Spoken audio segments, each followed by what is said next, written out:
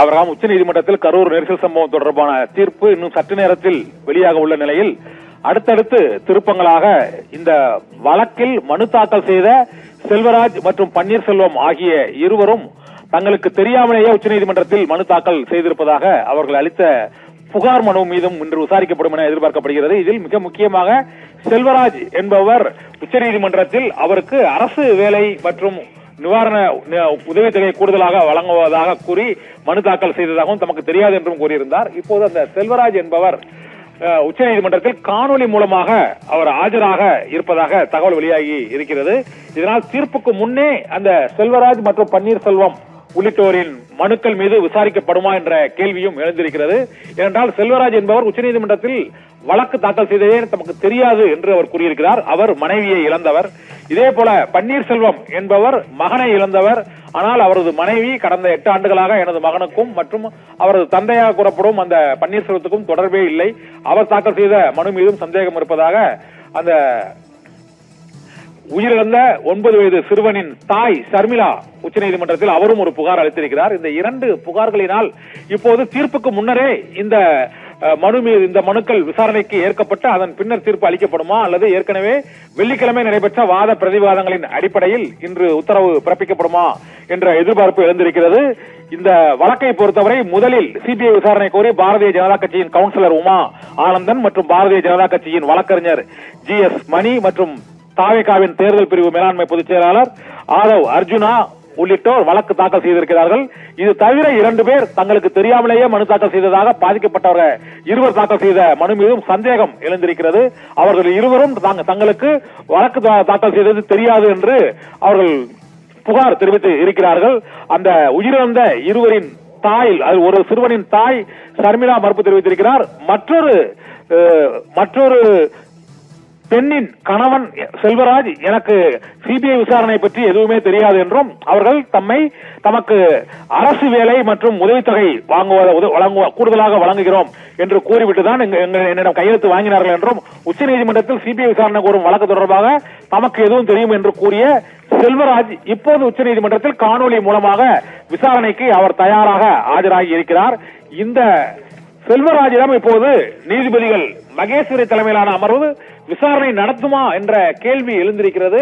உச்சநீதிமன்றத்தில் தாக்கல் செய்யப்பட்ட ஒரு மனு மீது வாத பிரதிவாதங்கள் நடைபெற்ற நிலையில் அந்த மனுவே போலியானது, அந்த மனுதாரருக்கே அது தெரியாது என்பது உச்சநீதிமன்ற நீதி பரிபாலன முறையே கேள்விக்குறியாக்கும் வகையில் இருக்கிறது என்ற ஒரு சந்தேகமும் தற்போது எழுந்திருக்கிறது. இந்த சூழ்நிலையில் தான் இப்போது கரூர் நெரிசல் வழக்கில் சிபிஐ விசாரணைக்கு மாற்றப்படுமா அல்லது மாநில அரசு மற்றும் உயர்நீதிமன்றம் அறிவித்த சிறப்பு புலனாய்வு குழு விசாரணையை தொடருமா இல்லை உச்சநீதிமன்ற ஓய்வு பெற்ற நீதிபதி தலைமையில் புதிய விசாரணை குழு அமைக்கப்படுமா என்ற பல்வேறு கேள்விகள் இப்போது எழுந்திருக்கின்றன.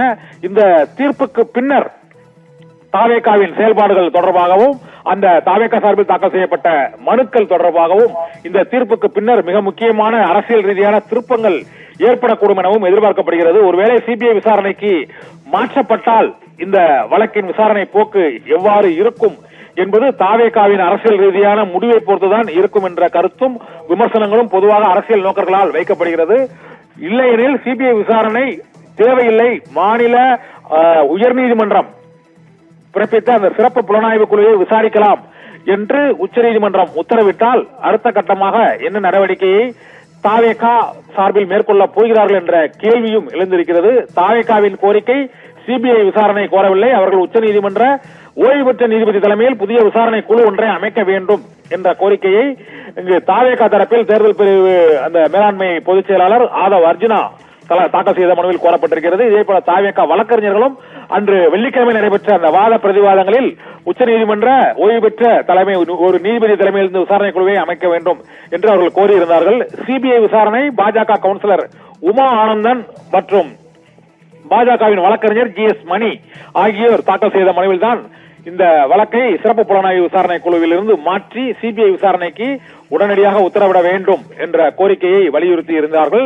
இந்த இருதரப்பு வாதங்களிலும் பல்வேறு கேள்விகள் எழுப்பப்பட்டன. 2 தரப்பிலும் அந்த கேள்விகளுக்கெல்லாம் தமிழக அரசு பதில் மனுவாக தாக்கல் செய்ய வேண்டும் என்று நீதிபதி உத்தரவிட்டார். அந்த பதில் மனு தாக்கல் செய்யப்பட்ட நிலையில் இன்னும் சற்று நேரத்தில் இந்த தீர்ப்பு வெளியாகும் என எதிர்பார்க்கப்படுகிறது.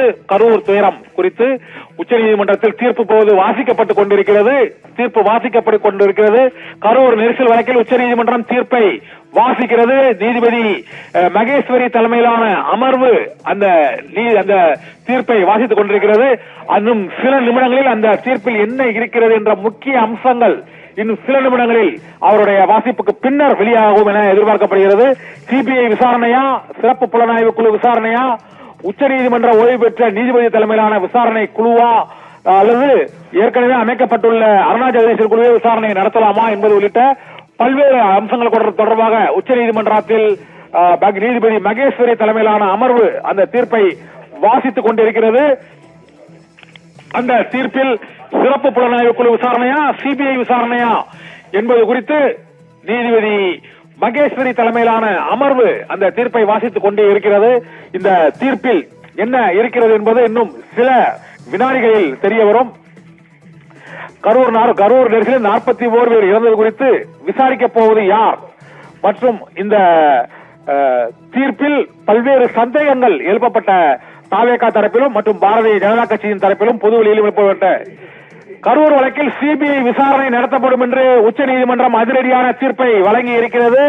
கரூர் நெரிசல் வழக்கில் 41 பேர் பலியான சம்பவத்தில் சிபிஐ விசாரணை நடத்தப்படும் என்று உச்சநீதிமன்றம் நீதிபதி மகேஸ்வரி தலைமையிலான அமர்வு தீர்ப்பு அளித்திருக்கிறது.